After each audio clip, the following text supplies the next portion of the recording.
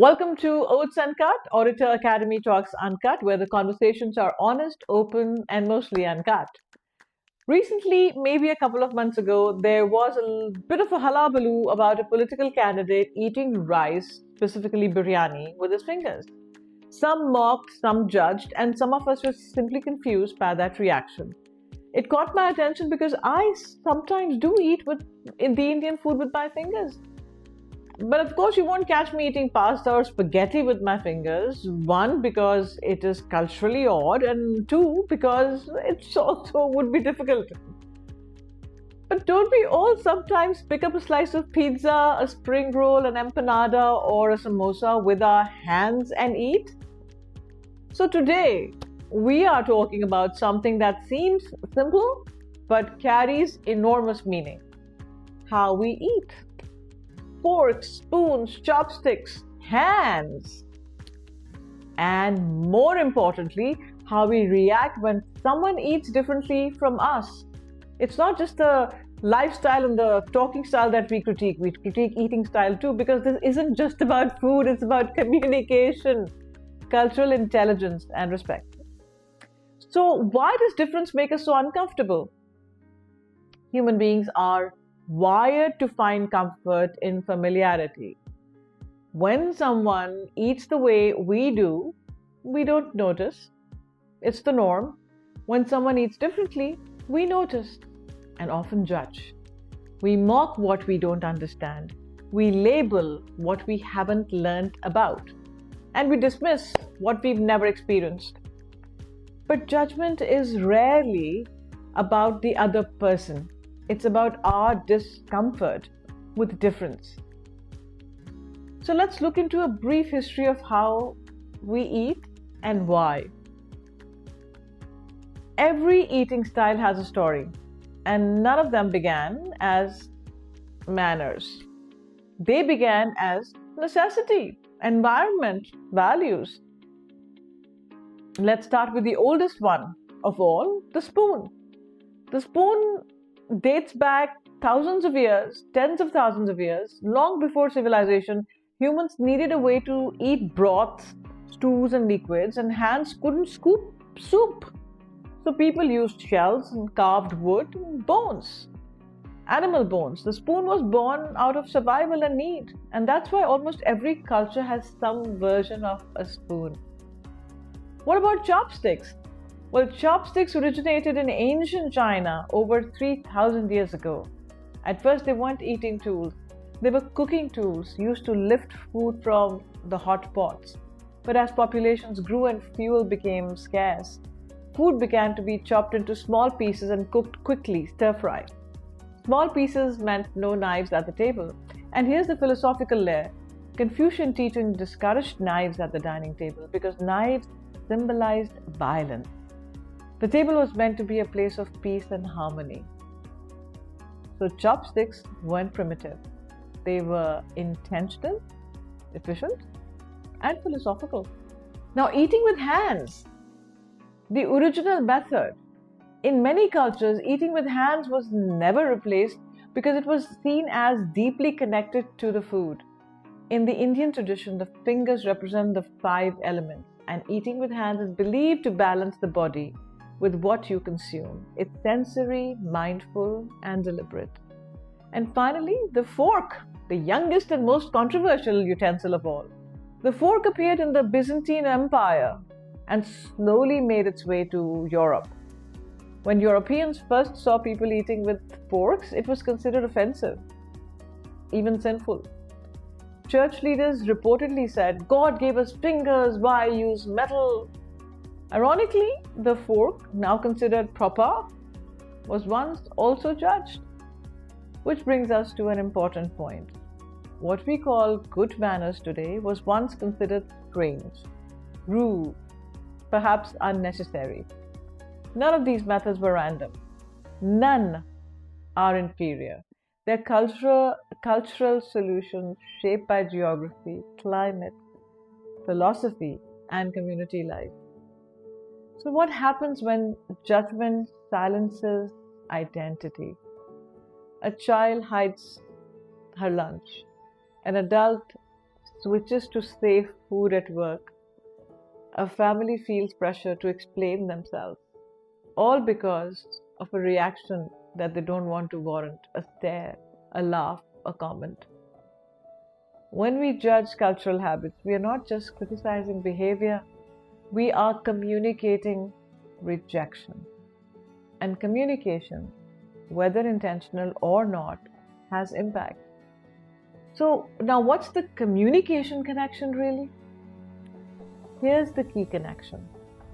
How we eat is a form of non-verbal communication.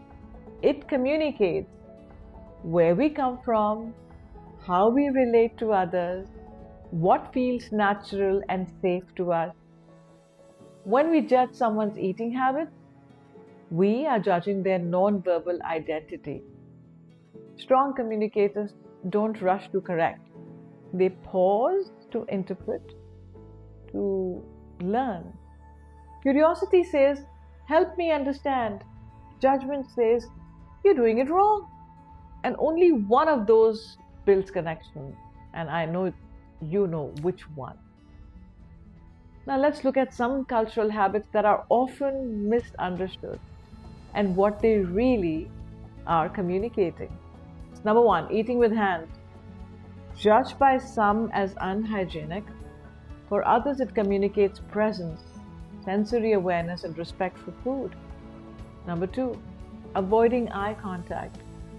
Judged as weak or dishonest sometimes, actually communicates humility and respect in many cultures. Stares are rude. Direct eye contact could be considered rude.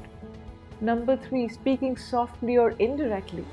Judged as lacking confidence but often communicates thoughtfulness and emotional intelligence. Measure your talk. 4. Different concepts of time. Often judged as careless or rigid, actually reflects cultural norms. Something I know firsthand, growing up in India where IST is sometimes jokingly called Indian stretchable time. And number 5, declining food initially.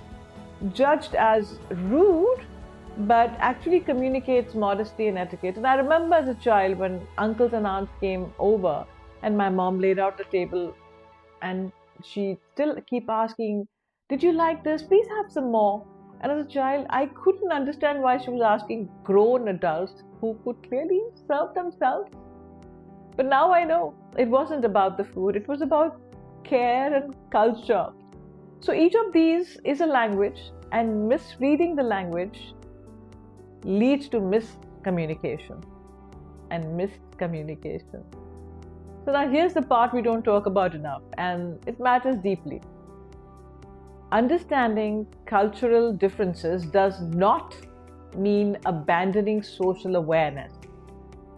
Just because I understand that some cultures eat with their hands doesn't mean I walk into a professional setting and lick my fingers and say, well, this is my culture. Just because slurping noodles is acceptable in one culture doesn't mean I do it loudly at a formal dinner with people from different backgrounds. That's not cultural intelligence. That's poor judgment for sure. True understanding is contextual. Cultural respect means I honor your culture while remaining aware of shared social spaces and choosing behaviors that make everyone comfortable. Communication isn't just about expressing yourself. It's about being received. Cultural intelligence is the ability to adapt without erasing yourself. I can respect how you eat. I understand why you eat that way and still choose a neutral shared norm in mixed company. That's not losing culture, by the way. That's mastering communication. The best communicators don't insist, don't impose. They adjust, they adapt. They learn, they're informed, they're educated. And food is one of humanity's oldest languages. It says, you're welcome here. I care about you. This is who we are. When we communicate respectfully around food, we create belonging. When we judge, we create distance. And in a world as diverse as ours, communication is the bridge, not the barrier. Food carries vibrations, energy, so keep it clean and keep it pure. And the next time you see someone eat differently, pause. Ask yourself, am I reacting or am I understanding? Am I judging or am I curious? Am I expressing myself or am I communicating effectively? Because respect isn't about copying habits. It's about reading the room, honoring differences, and choosing connection. We all eat. We all just eat differently. And how we communicate about those differences is far more about us than what's on the plate. Thank you for listening to OATS Uncut, Orator Academy Talks Uncut. Until next time, stay curious, stay respectful, stay human, and share a meal together. Whether you use forks, knives, spoons, chopsticks, or your fingers. Enjoy, connect, and keep growing. We shall meet again. Take care.